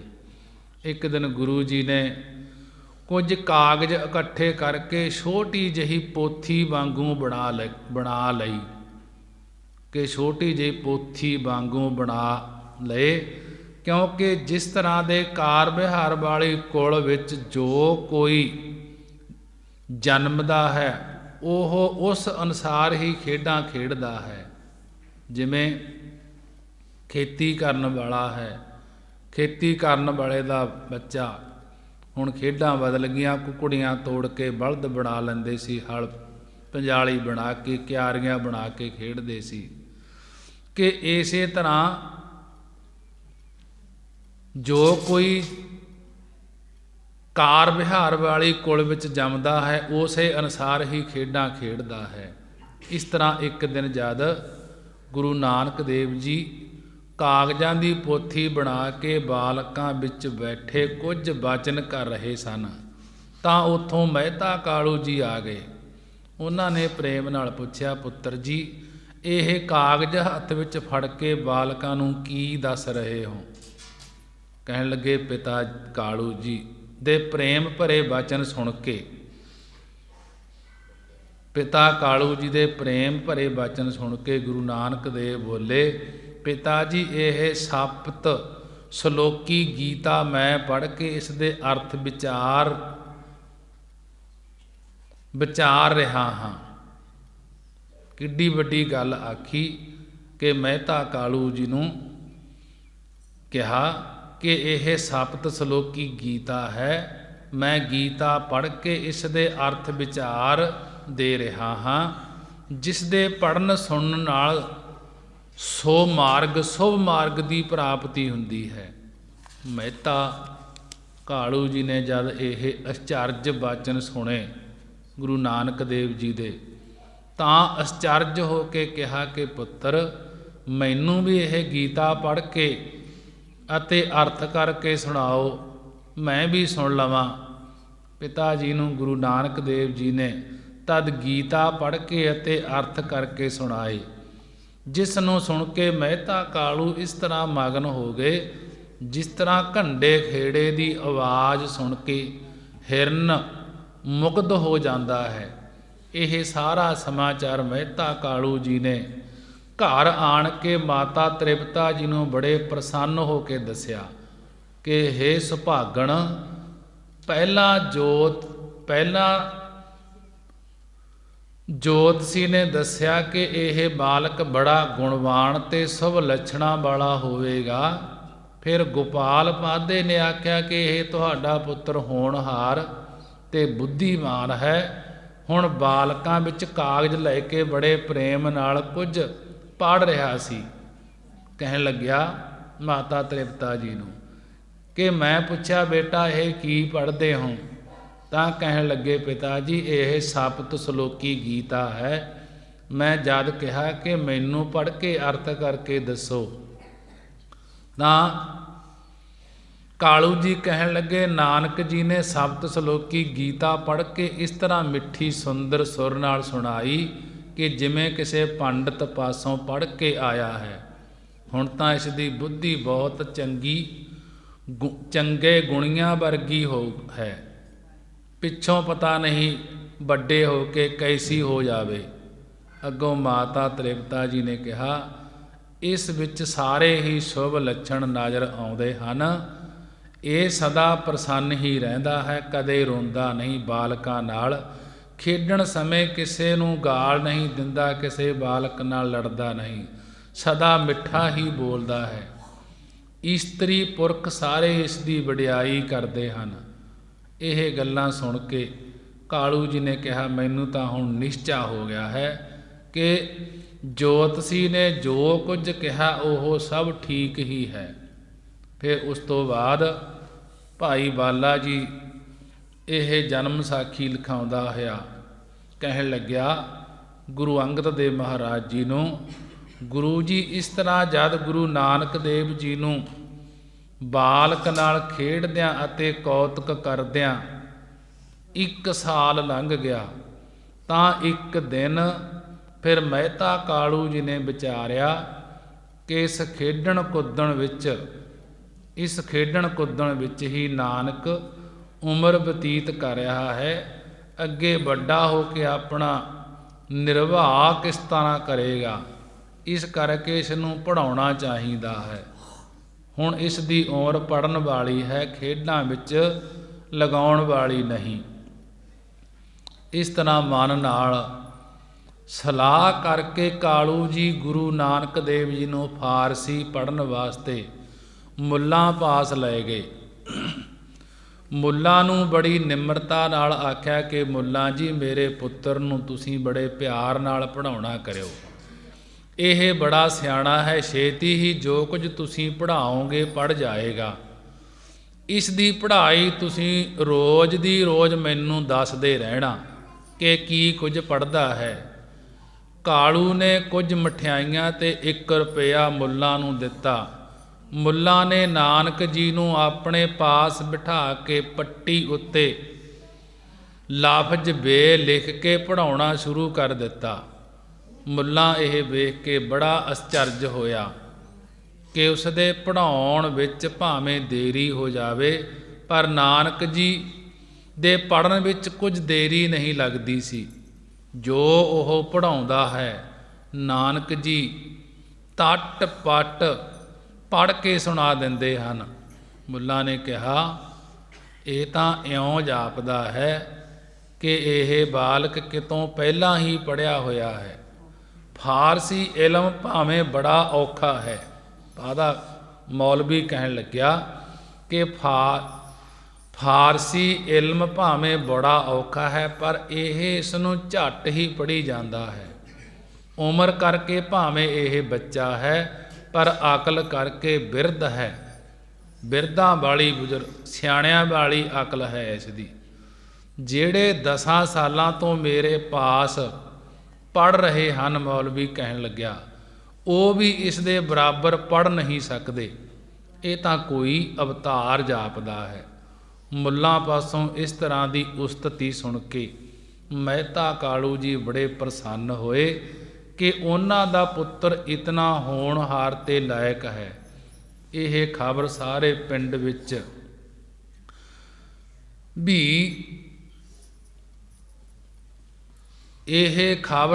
ਪਿੰਡ ਵਿੱਚ ਵੀ ਤੇ ਮਕਤਲ ਦੇ ਹੋਰ ਮੁੰਡਿਆਂ ਰਾਹੀਂ ਧੁੰਮ ਗਈ ਕਿ ਬਾਬੇ ਕਾਲੂ ਦਾ ਪੁੱਤਰ ਬੜਾ ਬੁੱਧੀਮਾਨ ਹੈ, ਫਾਰਸੀ ਵੀ ਬੜੀ ਵਧੀਆ ਪੜ੍ਹਦਾ ਹੈ, ਜਿਸ ਨੇ ਫਾਰਸੀ ਕਾਠਨ ਇਲਮ ਨੂੰ ਝੱਟ-ਪੱਟ ਹੀ ਸਿੱਖ ਲਿਆ ਹੈ। ਇਹ ਗੱਲਾਂ ਸੁਣ ਕੇ ਲੋਕ ਬੜੇ ਹੈਰਾਨ ਹੁੰਦੇ ਤੇ ਗੁਰੂ ਨਾਨਕ ਦੇਵ ਜੀ ਦਾ ਜਸ ਕਰਨ ਲੱਗੇ। ਜਦ ਗੁਰੂ ਨਾਨਕ ਦੇਵ ਜੀ ਨੇ ਇਸ ਤਰ੍ਹਾਂ ਆਪਣੀ ਉਪਮਾ ਹੁੰਦੀ ਸੁਣੀ, ਤਾਂ ਆਪ ਜੀ ਨੇ ਆਪਣਾ ਆਪ ਛਪਾਉਣ ਵਾਸਤੇ ਆਪਣਾ ਹੋਰ ਵੀ ਸੁਭਾਅ ਕਰ ਲਿਆ, ਸੁਭਾਅ ਬਦਲ ਲਿਆ। ਆਪ ਜੀ ਪਿੰਡ ਤੋਂ ਬਾਹਰ ਜਾ ਕੇ ਇੱਕ ਬ੍ਰਿਛ ਹੇਠਾਂ ਚਾਦਰ ਤਾਣ ਕੇ ਲੰਮੇ ਪਏ ਰਹਿੰਦੇ। ਆਪ ਜੀ ਦਾ ਕਿਸੇ ਨਾਲ ਬੋਲਦੇ ਅਤੇ ਨਾ ਕੁਝ ਖਾਂਦੇ ਪੀਂਦੇ, ਰਾਤ ਦਿਨ ਇਸ ਤਰ੍ਹਾਂ ਚੁੱਪਚਾਪ ਲੰਮੇ ਹੀ ਪਏ ਰਹਿੰਦੇ। ਜੇ ਕੋਈ ਉਠਾਵੇ ਤਾਂ ਵੀ ਨਾ ਉੱਠਦੇ। ਆਪ ਦੀ ਇਸ ਤਰ੍ਹਾਂ ਦੀ ਦਸ਼ਾ ਦੇਖ ਲੋਕ ਭਾਂਤ ਭਾਂਤ ਦੀਆਂ ਗੱਲਾਂ ਕਰਨ ਲੱਗੇ। ਕੋਈ ਆਖੇ ਇਸ ਨੂੰ ਭੂਤ ਪ੍ਰੇਤ ਦਾ ਛਾਇਆ ਹੈ, ਜਿਸ ਕਰਕੇ ਇਸ ਨੂੰ ਤਨ ਮਨ ਤੇ ਘਰ ਬਾਰ ਦੀ ਕੋਈ ਸੁੱਧ ਨਹੀਂ ਰਹੀ। ਕੋਈ ਆਖੇ ਇਹ ਮਾਤਾ ਪਿਤਾ ਨਾਲ ਗੁੱਸੇ ਹੋ ਗਿਆ ਹੈ। ਇਸ ਤਰ੍ਹਾਂ ਦੀਆਂ ਲੋਕਾਂ ਦੀਆਂ ਗੱਲਾਂ ਤੋਂ ਗੁਰੂ ਨਾਨਕ ਦੇਵ ਜੀ ਦੀ ਮਸਤਾਨਿਆਂ ਵਾਲੀ ਦਸ਼ਾ ਦੇਖ ਕੇ ਮਹਿਤਾ ਕਾਲੂ ਬੜਾ ਚਿੰਤਾਵਾਨ ਹੋ ਗਿਆ ਕਿ ਇਹ ਤਾਂ ਮਸਤਾਨਿਆਂਵਾਦ ਹੋ ਗਿਆ ਹੈ। ਜੋ ਕੁਝ ਕੋਈ ਦੱਸੇ ਉਹੀ ਉਪਾਅ ਕਰਦਾ ਹੈ ਮਹਿਤਾ ਕਾਲੂ ਜੀ। ਪਰ ਜਦ ਗੁਰੂ ਜੀ ਦੀ ਦਸ਼ਾ ਵਿੱਚ ਕੋਈ ਫਰਕ ਨਾ ਪਿਆ ਤਾਂ ਫਿਰ ਬਾਬਾ ਕਾਲੂ ਮੁੱਲਾਂ ਪਾਸ ਗਿਆ। ਮੁੱਲਾਂ ਨੂੰ ਜਾ ਕੇ ਗੁਰੂ ਜੀ ਦਾ ਸਾਰਾ ਹਾਲ ਦੱਸਿਆ ਕਿ ਉਹ ਤਾਂ ਜਾ ਕੇ ਖੇਤਾਂ ਦੇ ਵਿੱਚ ਦਰਖਤਾਂ ਦੀ ਛਾਂ ਦੇ ਵਿੱਚ ਲੰਮਾ ਪਿਆ ਰਹਿੰਦਾ ਹੈ, ਕਿਸੇ ਨਾਲ ਵੀ ਬੋਲਦਾ ਨਹੀਂ। ਤੇ ਕਿਹਾ, ਮੁੱਲਾ ਜੀ ਤੁਸੀਂ ਨਾਨਕ ਜੀ ਨੂੰ ਫਾਰਸੀ ਕਿਸ ਤਰ੍ਹਾਂ ਦੀ ਪੜ੍ਹਾਈ ਹੈ, ਉਸ ਨੂੰ ਤਾਂ ਆਪਣੇ ਆਪ ਦੀ ਹੋਸ਼ ਹੀ ਨਹੀਂ ਰਹੀ। ਤੁਸੀਂ ਚੱਲ ਕੇ ਉਸ ਦੀ ਖਬਰ ਲਵੋ ਅਤੇ ਵੇਖੋ ਕਿ ਉਸ ਨੂੰ ਕੋਈ ਭੂਤ ਪ੍ਰੇਤ ਦਾ ਛਾਇਆ ਨਾ ਪੈ ਗਿਆ ਹੋਵੇ। ਮਹਿਤਾ ਕਾਲੂ ਜੀ ਪਾਸੋਂ ਸਾਰੀ ਗੱਲ ਸੁਣ ਕੇ ਮੁੱਲਾ ਮਹਿਤਾ ਜੀ ਨਾਲ ਉੱਥੇ ਗਿਆ ਜਿੱਥੇ ਗੁਰੂ ਨਾਨਕ ਦੇਵ ਜੀ ਚਾਦਰ ਤਾਣ ਕੇ ਧਰਤੀ ਉੱਤੇ ਲੇਟੇ ਪਏ ਸਨ। ਮੁੱਲਾ ਨੂੰ ਵੇਖ ਕੇ ਉੱਥੇ ਹੋਰ ਲੋਕ ਵੀ ਬਹੁਤ ਇਕੱਠੇ ਹੋ ਗਏ। ਮੁੱਲਾ ਨੇ ਗੁਰੂ ਜੀ ਪਾਸ ਬੈਠ ਕੇ ਦੁਆ ਕੀਤੀ ਕਿ ਹੇ ਨੇਕ ਬਾਲਕ, ਤੇਰੇ ਉੱਤੇ ਪਰਵਦਗਾਰ ਦੀ ਮਿਹਰ ਹੋਵੇ। ਛੋਟੀ ਉਮਰ ਵਿੱਚ ਹੀ ਤੇਰੀ ਬੁੱਧੀ ਬੜੀ ਤੇਜ਼ ਹੈ ਅਤੇ ਜ਼ਬਾਨ ਬੜੀ ਮਿੱਠੀ ਹੈ, ਜੋ ਸਭ ਨੂੰ ਚੰਗੀ ਲੱਗਦੀ ਹੈ। ਤੇਰਾ ਸੁਭਾਅ ਬੜਾ ਚੰਗਾ ਹੈ। ਮੈਨੂੰ ਦੱਸੋ ਕਿ ਤੁਹਾਡੇ ਚੁੱਪ ਰਹਿਣ ਦਾ ਕੀ ਕਾਰਨ ਹੈ। ਤੁਹਾਡੇ ਮਾਤਾ ਪਿਤਾ ਨੂੰ ਇਸ ਦੀ ਬਹੁਤ ਚਿੰਤਾ ਹੈ।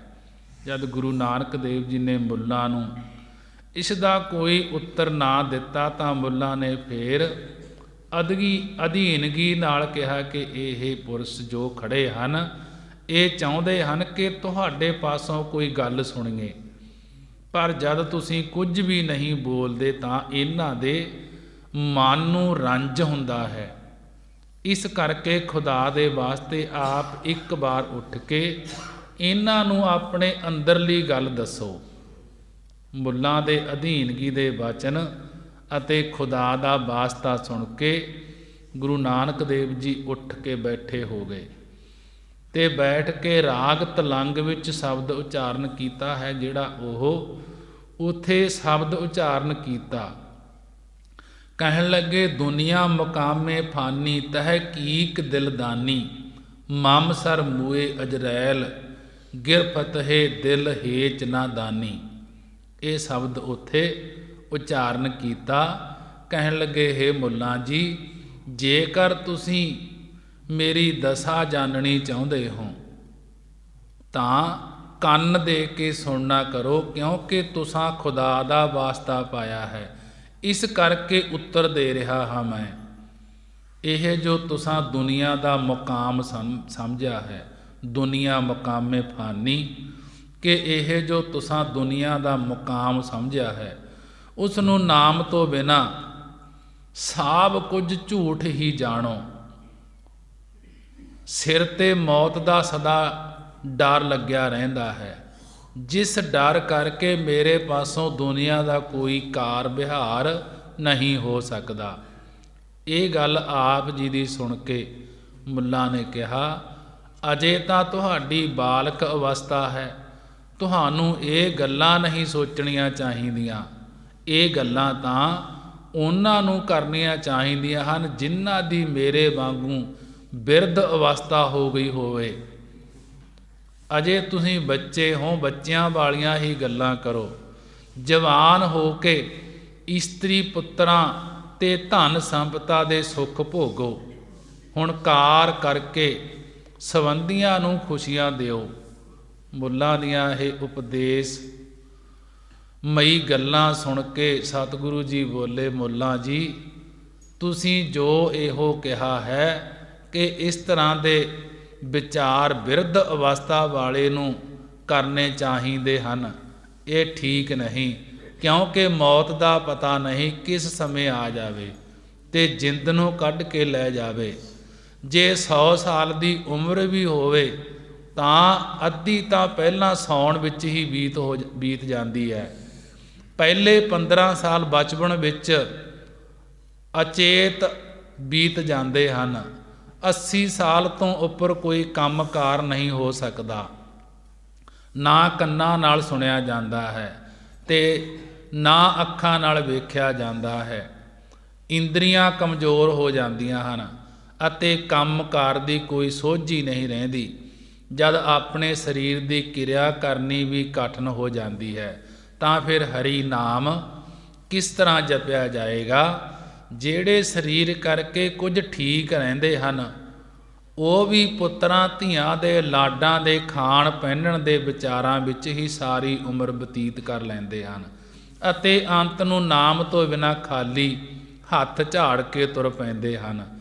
ਇਸ ਤਰ੍ਹਾਂ ਮੁੱਲਾ ਜੀ ਇਹ ਨਿਸ਼ਚੈ ਕਰ ਲਵੋ ਕਿ ਹਰੀ ਦੀ ਪ੍ਰੀਤੀ ਤੋਂ ਬਿਨਾਂ ਜਨਮ ਨਿਸਫਲ ਹੀ ਚਲਿਆ ਜਾਂਦਾ ਹੈ ਅਤੇ ਜਦ ਪੁਰਸ਼ ਨੂੰ ਇਹ ਸਮਝ ਆ ਜਾਵੇ ਕਿ ਜਨਮ ਨਿਸਫਲ ਜਾ ਰਿਹਾ ਹੈ ਤਾਂ ਉਹ ਮਨ ਨੂੰ ਵਿਸ਼ੇ ਵਿਕਾਰਾਂ ਵੱਲੋਂ ਮੋੜ ਕੇ ਹਰੀ ਪਰਮੇਸ਼ਰ ਦੀ ਪ੍ਰੀਤੀ ਵੱਲ ਮਨ ਨੂੰ ਜੋੜ ਲੈਂਦਾ ਹੈ ਅਤੇ ਪਰਮਾਤਮਾ ਅੱਗੇ ਇਸ ਤਰ੍ਹਾਂ ਬੇਨਤੀ ਕਰਦਾ ਹੈ। ਰਾਗ ਤਲੰਗ ਮਹੱਲਾ ਪਹਿਲਾ ਘਰ ਪਹਿਲਾ, ਜਗ ਅਰਜ ਗੁਪਤੁਮ ਪੇਸ਼ ਤੋ ਦਰਗੋਸ ਕੁਨ ਕਰਤਾਰ, ਹੱਕਾ ਕਬੀਰ ਕਰੀਮ ਤੂੰ ਬੇਐਬ ਪਰਵਦਗਾਰ। ਕਹਿਣ ਲੱਗੇ, ਹੇ ਪ੍ਰਭੂ ਮੈਂ ਤੇਰੇ ਅੱਗੇ ਬੇਨਤੀ ਕਰਦਾ ਹਾਂ, ਕੰਨ ਦੇ ਕੇ ਸੁਣੋ। ਹੇ ਪ੍ਰਭੂ ਤੂੰ ਵੱਡਾ ਮਿਹਰਬਾਨ ਹੈ, ਤੂੰ ਸਭ ਦੀ ਪਾਲਣਾ ਕਰਨ ਵਾਲਾ ਹੈ। ਇਸ ਤਰ੍ਹਾਂ ਜੋ ਪੁਰਸ਼ ਤਨ ਮਨ ਨਾਲ ਬੰਦਗੀ ਕਰਦੇ ਹਨ ਉਹਨਾਂ ਤੇ ਪਰਮਾਤਮਾ ਦਇਆ ਕਰਕੇ ਆਪਣਾ ਨਾਮ ਦੇ ਕੇ ਉਹਨਾਂ ਦਾ ਉਧਾਰ ਕਰ ਦਿੰਦਾ ਹੈ। ਗੁਰੂ ਜੀ ਦੇ ਇਹ ਬਚਨ ਸੁਣ ਕੇ ਮੁੱਲਾ ਨੇ ਕਿਹਾ, ਤੁਸੀਂ ਧੰਨ ਹੋ ਜਿਨ੍ਹਾਂ ਦੇ ਮਨ ਵਿੱਚ ਪ੍ਰਭੂ ਦਾ ਇਤਨਾ ਪ੍ਰੇਮ ਹੈ। ਇਹ ਜੋ ਗੱਲਾਂ ਤੁਸਾਂ ਆਖੀਆਂ ਹਨ, ਗੁਰੂ ਨਾਨਕ ਦੇਵ ਮਹਾਰਾਜ ਜੀ ਨੂੰ ਮੁੱਲਾ ਕਹਿਣ ਲੱਗਿਆ ਸੱਚੀਆਂ ਹਨ, ਪਰ ਫਿਰ ਵੀ ਕਿਉਂਕਿ ਤੁਹਾਡੇ ਸਾਰੇ ਸੰਬੰਧੀ ਤੇ ਮਾਤਾ ਪਿਤਾ ਆਦਿਕ ਤੁਹਾਡੀ ਇਸ ਦਸ਼ਾ ਤੋਂ ਦਲਗੀਰ ਹੋਏ ਹਨ, ਇਸ ਵਾਸਤੇ ਹੁਣ ਤੁਸੀਂ ਉਹ ਗੱਲ ਕਰੋ ਜਿਸ ਨਾਲ ਇਹਨਾਂ ਦਾ ਮਨ ਪ੍ਰਸੰਨ ਹੋ ਜਾਵੇ, ਇਹ ਖੁਸ਼ ਹੋ ਜਾਣ। ਇਹਨਾਂ ਨਾਲ ਉੱਠ ਕੇ ਘਰ ਜਾਓ ਤੇ ਬੋਲੋ, ਹੱਸੋ, ਖੇਡੋ ਤੇ ਖੁਸ਼ੀ ਘਰ ਦੇ ਕਾਰ ਵਿਹਾਰ ਕਰੋ। ਸਤਿਗੁਰੂ ਜੀ ਮੁੱਲਾਂ ਦੀ ਇਹ ਗੱਲ ਸੁਣ ਕੇ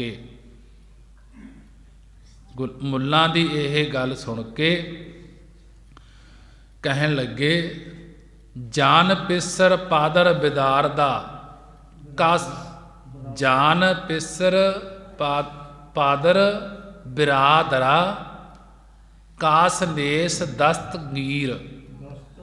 ਦਸਤੰਗੀਰ ਆਖਰ ਬੇ ਅਵਤਮ ਕਸ ਨਾ ਦਾਰਦ ਚੋਂ ਸ਼ਬਦ ਤਕਬੀਰ। ਕਹਿਣ ਲੱਗੇ, ਮੁੱਲਾ ਜੀ ਇਸਤਰੀ ਪੁੱਤਰ ਭਾਈ ਸੰਬੰਧੀ ਕਿਸੇ ਦੇ ਵੀ ਅੰਤ ਸਮੇਂ ਸਹਾਇਤਾ ਨਹੀਂ ਕਰਨੀ, ਕਿ ਇਸਤਰੀ ਪੁੱਤਰ ਭਾਈ ਸੰਬੰਧੀ ਕਿਸੇ ਨੇ ਵੀ ਅੰਤ ਸਮੇਂ ਸਹਾਇਤਾ ਨਹੀਂ ਕਰਨੀ। ਕਿਸੇ ਨੇ ਵੀ ਮੇਰੀ ਰੱਖਿਆ, ਕਿਸੇ ਨੇ ਵੀ ਮੇਰਾ ਰੱਖਿਅਕ ਨਹੀਂ ਹੋਣਾ। ਇਸ ਵਾਸਤੇ ਇਹਨਾਂ ਸੰਬੰਧੀਆਂ ਕਰਕੇ ਪਰਮਾਤਮਾ ਨੂੰ ਨਹੀਂ ਵਿਸਾਰਨਾ। ਗੁਰੂ ਜੀ ਦੇ ਇਹ ਬਚਨ ਸੁਣ ਕੇ ਮੁੱਲਾਂ ਦਾ ਮਨ ਵੀ ਪ੍ਰੇਰਿਆ ਗਿਆ। ਉਸ ਨੇ ਕਿਹਾ ਕਿ ਆਪ ਧੰਨ ਹੋ ਜਿਨ੍ਹਾਂ ਦਾ ਮਨ ਇਸ ਛੋਟੀ ਉਮਰ ਵਿੱਚ ਹੀ ਵਿਸ਼ਿਆਂ ਵਿਕਾਰਾਂ ਵੱਲੋਂ ਹਟ ਕੇ ਪਰਮੇਸ਼ਰ ਦੀ ਪ੍ਰੀਤੀ ਵਿੱਚ ਲੱਗ ਗਿਆ ਹੈ। ਤੁਹਾਡੇ ਬਚਨ ਪਰਮੇਸ਼ਰ ਦੇ ਪ੍ਰੇਮ ਰੰਗ ਵਿੱਚ ਰੰਗੇ ਹੋਏ ਹਨ। ਤੁਸਾਂ ਨੇਕ ਕਰਮ ਕਰਨੇ ਹੀ ਮਨ ਵਿੱਚ ਨਿਸ਼ਚੇ ਕਰ ਲਏ ਹਨ। ਕਿਰਪਾ ਕਰਕੇ ਗੁਰੂ ਜੀ ਨੇ ਮੁੱਲਾਂ ਪਾਸੋਂ ਆਪਣੀ ਉਪਮਾ ਦੇ ਬਚਨ ਸੁਣ ਕੇ ਸ਼ਬਦ ਦਾ ਤੀਸਰਾ ਪਾਦ ਉਚਾਰਨ ਕੀਤਾ। ਕਹਿਣ ਲੱਗੇ, ਸਭ ਰੋਜ਼ ਗਸਤਮ ਦਰ ਹਵਾ ਕਰਦੇਮ ਬਦੀ ਖਿਆਲ ਗਾਹੇ ਨਾ ਨੇਕੀ ਕਾਰ ਕਰਦਮ ਮਮ ਈ ਚੀਨੀ ਅਹਿਬਾਲ। ਕਹਿਣ ਲੱਗੇ, ਹੇ ਮੁੱਲਾਂ ਜੀ, ਪੁਰਸ਼ ਰਾਤ ਦਿਨ ਬੁਰੇ ਖਿਆਲਾਂ ਵਿੱਚ ਹੀ ਭੌਂਦਾ ਰਹਿੰਦਾ ਹੈ, ਨੇਕੀ ਨਹੀਂ ਕਰਦਾ। ਮੇਰਾ ਵੀ ਇਹੋ ਜਿਹਾ ਹੀ ਹਾਲ ਹੈ। ਗੁਰੂ ਜੀ ਦੇ ਇਹ ਬਚਨ ਸੁਣ ਕੇ ਮੁੱਲਾਂ ਨੇ ਬੜੀ ਸਰਧਾ ਨਾਲ ਬੇਨਤੀ ਕੀਤੀ, ਮਹਾਰਾਜ ਜੀ, ਤੁਹਾਡੇ ਬਰਾਬਰ ਦਾ ਹੋਰ ਕੋਈ ਨਹੀਂ ਹੈ ਜਿਨ੍ਹਾਂ ਦਾ ਮਨ ਪਰਮੇਸ਼ਰ ਦੀ ਭਗਤੀ ਵਿੱਚ ਰੰਗਿਆ ਗਿਆ ਹੈ। ਮੁੱਲਾਂ ਦੀ ਇਹ ਗੱਲ ਸੁਣ ਕੇ ਗੁਰੂ ਜੀ ਨੇ ਹਉਮੈ ਨੂੰ ਦੂਰ ਕਰਨ ਵਾਲੇ ਇਹ ਬਚਨ ਉਚਾਰਨ ਕੀਤੇ। ਬਦ ਵਕਤ ਹਮ ਚੋ ਵਖੀਲ ਗਾਫਲ ਬੇਨਜ਼ਰ ਬੇਕਾਰ ਨਾਨਕ ਬਗੋਜਤ ਜਨ ਤੁਰਾ ਤੇਰੇ ਚਾਕਰਾ ਪਾ ਖਾਕ। ਕਹਿਣ ਲੱਗੇ, ਮੁੱਲਾਂ ਜੀ, ਅਸੀਂ ਮੰਦੇ ਭਾਗਾਂ ਵਾਲੇ ਈਰਖਾਵਾਦੀ ਭੁੱਲੜ ਹਾਂ, ਜੋ ਪਰਮੇਸ਼ਰ ਵੱਲੋਂ ਭੈ ਰਹਿਤ ਹੋ ਕੇ ਨੇਕੀ ਬਦੀ ਦਾ ਖਿਆਲ ਨਹੀਂ ਕਰਦੇ। ਨਾਨਕ ਇਹ ਗੱਲ ਕਹਿੰਦਾ ਹੈ ਕਿ ਹੇ ਪ੍ਰਭੂ, ਮੈਂ ਤੇਰਾ ਦਾਸ ਹਾਂ ਤੇ ਤੇਰੇ ਦਾਸਾਂ ਦੀ ਚਰਨ ਧੂੜੀ ਚਾਹੁੰਦਾ ਹਾਂ। ਗੁਰੂ ਜੀ ਪਾਸੋਂ ਇਹ ਉਪਦੇਸ਼ ਸੁਣ ਕੇ ਮੁੱਲਾਂ ਨੇ ਹੱਥ ਜੋੜ ਕੇ ਬੇਨਤੀ ਕੀਤੀ ਕਿ ਮਹਾਰਾਜ ਜੀ, ਮੈਨੂੰ ਵੀ ਹੁਣ ਨਿਹਾਲ ਕਰੋ ਅਤੇ ਮੈਂ ਜੋ ਤੁਹਾਡੇ ਸਾਹਮਣੇ ਉੱਚੀਆਂ ਨੀਵੀਆਂ ਗੱਲਾਂ ਕੀਤੀਆਂ ਹਨ, ਉਹਨਾਂ ਦੀ ਅਣਜਾਣ ਸਮਝ ਕੇ ਮੈਨੂੰ ਖਿਮਾ ਕਰੋ।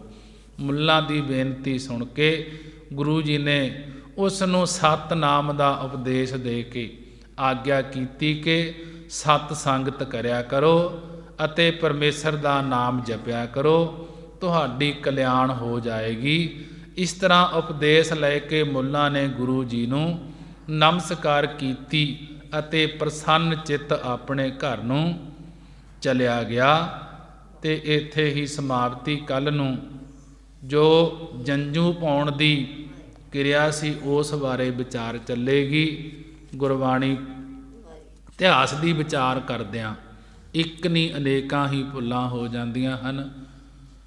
ਗੁਰੂ ਤੇ ਗੁਰੂ ਦੀ ਸੰਗਤ ਬਖਸ਼ਣਹਾਰ ਹਨ ਹੋਈਆਂ ਭੁੱਲਾਂ